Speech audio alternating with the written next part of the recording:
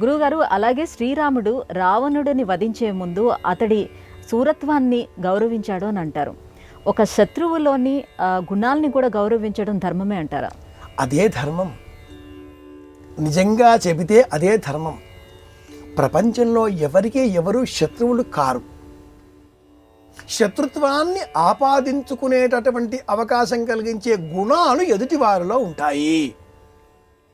ఏ ఇద్దరు వ్యక్తులు ఎప్పుడూ శత్రువులు కారు కారు కారు జ్ఞాపకం పెట్టుకుందాం మనం. ఆ వ్యక్తిలో ఉండే మనకు నచ్చని గుణాలు మనకు వారిపైన కోపాన్ని కినుకను కలిగిస్తాయి. అవి శత్రుత్వాలుగా మార్చుకుంటూ ఉంటాం. ఆ క్షణం ఉంటే కోపం, సుదీర్ఘకాలం కొనసాగితే వైరం, జీవితాంతం అంత్యకాలం వరకు కూడా తీసుకువెళితే శత్రుత్వం. ఎప్పుడు కూడా ఎవరితో కూడా మనం శత్రుత్వాన్ని పెంచుకోకూడదు. శత్రుత్వం పెరిగితే మనం పతనమవుతాం. మానవ సహజ లక్షణం కోపం. శ్రీరామచంద్రమూర్తి రావణుడిని చూడగానే కలిగిన మొట్టమొదటి ఆలోచన నిత్య శివ పూజా దురంధరుడే. ఏమి రూపము, ఏమి దేహము, ఏమి వర్చస్సు. బ్రహ్మకు 4వ తరంలో ఉన్న ఈ వీరుడు, ఇంత ఉదాత్తమైనటువంటి తేజస్సుతో ఉన్నటువంటి ఈ వీరుడు, ఇతడిని చూచిన మరుక్షణం నాకు కోపం రావడం లేదే. ఈ ఊహ ఉన్న కారణం చేతనే రాముడిని మనం మర్యాద పురుషోత్తముడు అని స్మరిస్తున్నాం. ఈ ఊహ ఉన్న కారణం చేతనే ఇన్ని వేల లక్షల కోట్ల సంవత్సరాలుగా ప్రతి ఇంట్లో కూడా రాముడి చిత్రపటాన్ని మనం గమనిస్తున్నాం. ఏ ఇంట్లో చూసినా కూడా రామ రాజ్యాన్ని ప్రతిబింబించే విధంగా ఉండేటటువంటి రామ దర్బార్ చిత్రపటాన్ని మనం చూస్తూ ఉన్నాం. ఇలాంటి కుమారుడు ఉండాలి. ఇది శాంతి లక్షణాన్ని ప్రతిబింబించేటటువంటి గుణం. రావణుడి పైన రాముడికి కోపం రావాలి, తెచ్చుకోవాలి.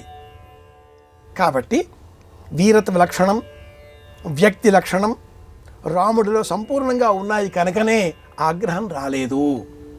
తదుపరి తెచ్చుకున్నాడు. కోప కారణాలు ఏర్పడ్డాయి. సోదరుడిని మూర్ఛిల్లేటట్లుగా ఇంద్రజిత్తు చేసిన ప్రయత్నాలు, తాను మూర్ఛపోవడం కాదు, తన సోదరుడిని మూర్ఛిల్ల చేసినటువంటి వీరత్వం ఈ రావణుడిది. యుద్ధం చెయ్యాలి, అంతం చెయ్యాలి. తన ఇల్లాలు కోరిన కోరిక ఈ రావణుడిని శిక్షించవలసింది. ఇది దూతగా హనుమంతుడు చెప్పిన మాట. నిజం చెయ్యాలి. మర్యాద పురుషోత్తముడైన రాముడు తనకు తానుగా తన కోసం అంటూ ఏది చేయకుండా ఇతరులు ఏది కోరారో అది చేశాడు. క్షమాగుణం గొప్పది.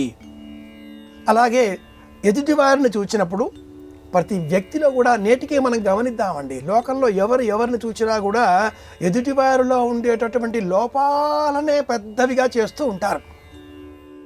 ప్రతి వ్యక్తిలో కూడా ఎంతో కొంత ఒక్కటన్నా మంచి గుణం ఉంటుందిగా. ఒకే కన్ను ఉన్న ఒక వ్యక్తిని చూసిన ఒక గొప్ప కవి నీవు శుక్రాచార్యుడితో సమానం అంటూ కీర్తిస్తాడు.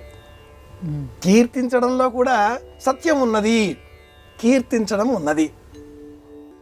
నీవు నీ ఇల్లాలితో కూర్చున్నప్పుడు సాక్షాత్తు పరమశివుడివే అని కూడా సంబోధన చేస్తాడు.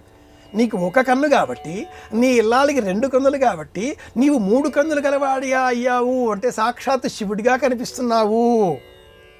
ఇక్కడ వ్యంగ్యం లేదు. ఇక్కడ ఎదుటివారిలో ఉండే మంచి లక్షణాన్ని గుర్తించే స్వభావాన్ని మనం స్వీకరించాలి.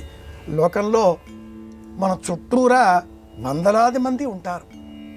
ప్రతి వ్యక్తిని అనవసరంగా పొగడ్తలతో ముంచివేయకుండా అడిగిన మేరకు మాత్రమే సమాధానం ఇస్తూ, ప్రతి వ్యక్తిలో ఉండే మంచిని మాత్రమే చూస్తూ, ఆ మంచిని మనం నేర్చుకుంటూ మనం కూడా అనుసరిస్తూ మన జీవితాన్ని ముందుకు తీసుకు వెళ్ళగలగడమే ఉన్న స్థానం నుంచి ఉన్నత స్థానం వైపు మనం చేసేటటువంటి ప్రయాణానికి, ప్రస్థానానికి ఫలితం.